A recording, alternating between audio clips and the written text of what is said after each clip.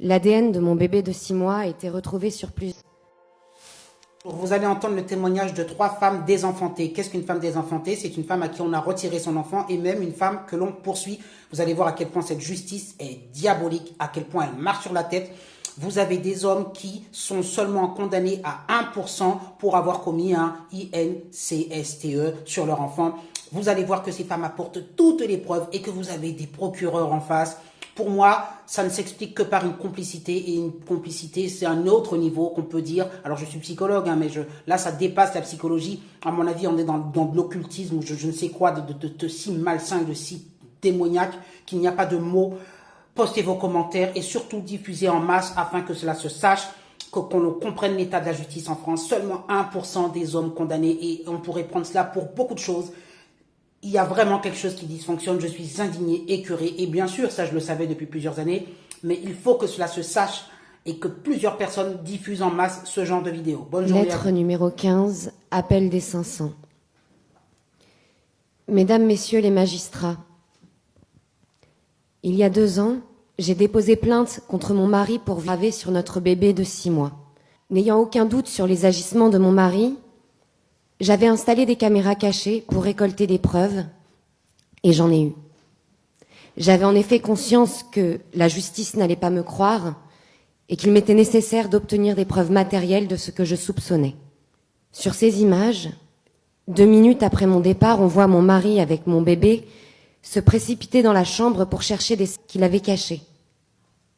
On voit mon mari, en pleine frénésie de sœur, alors qu'il est seul dans l'appartement avec mon bébé dans les bras, s'emparant de diverses minutes et hors champ des caméras. Puis on le voit revenir dans la chambre pour essuyer ces mêmes secs avec des lingettes désinfectantes.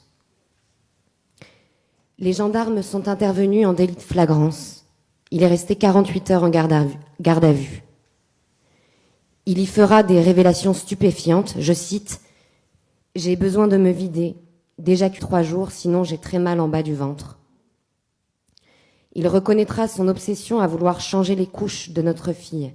« Je ne vous mentirai pas, monsieur, j'adore lui changer la couche. » Et expliquera qu'on risque de retrouver son ADN. Il les a testés sur lui, c'est-à-dire qu'il les a introduits dans qu'il était seul avec mon bébé.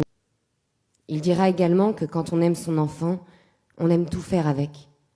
L'ADN de mon bébé de 6 mois a été retrouvé sur plusieurs sites, d'autres que ceux manipulés lors des enregistrements vidéo, ce qui prouve que ce n'était pas la première fois.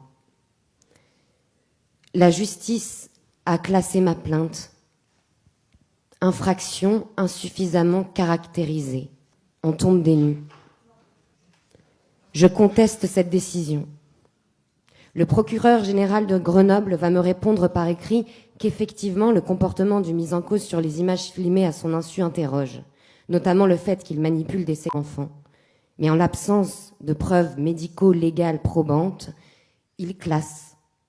Alors même que le médecin légiste relève une coloration rouge sombre des petites lèvres, pas typique d'une vulve, et que l'hypothèse d'une agression sait être exclue.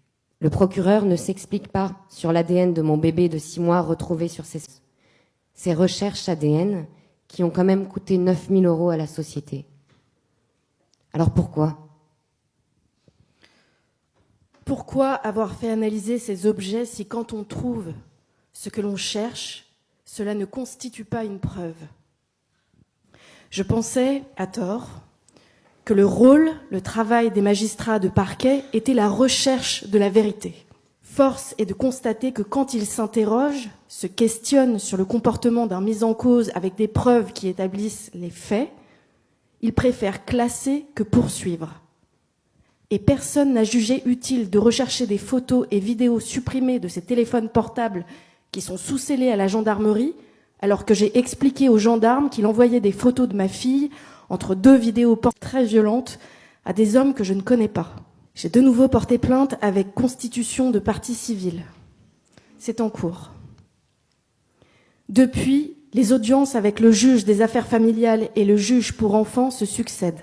Lors de l'une de ces audiences, son avocate dira au juge des affaires familiales, je cite, « Sur ces enregistrements vidéo, madame verra monsieur qui change la couche du bébé avec des dans la main et prise dans un délire de paranoïa déjà bien ancré, Elle va appeler les gendarmes qui vont intervenir en délit de flagrance de rien du tout, comme si c'était normal de changer un bébé avec des... Elle dira également que l'ADN de l'enfant ne se trouve que sur des zones de prise en main, ce qui est totalement faux. Par ailleurs, monsieur ne va cesser de porter plainte contre moi, notamment pour non-représentation d'enfants. Je suis donc convoquée à la gendarmerie, on va prendre mes empreintes, me prendre en photo. J'ai l'impression d'être une criminelle, tout ça parce que la justice n'a pas protégé ma fille.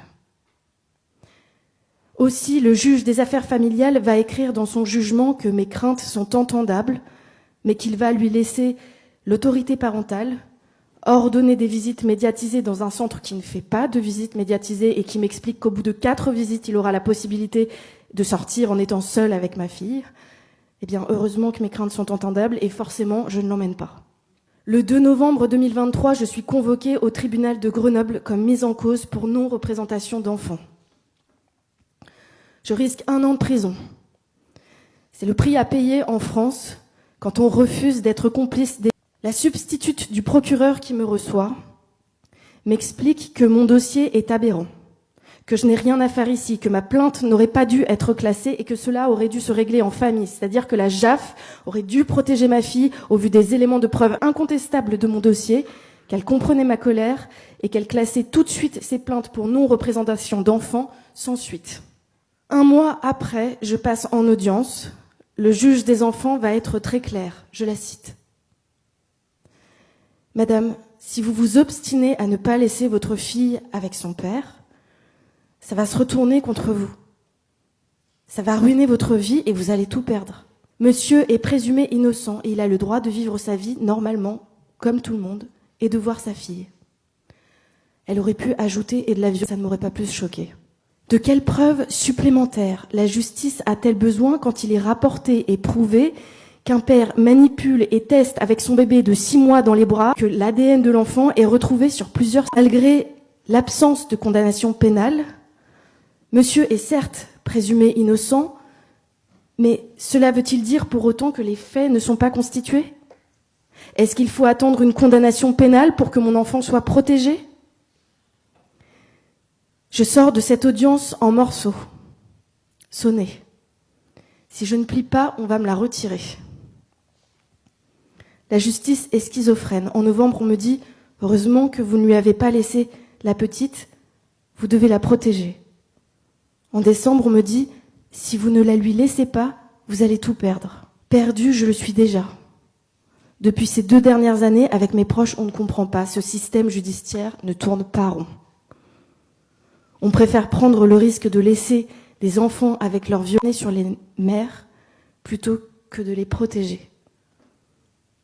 Qui peut comprendre ça?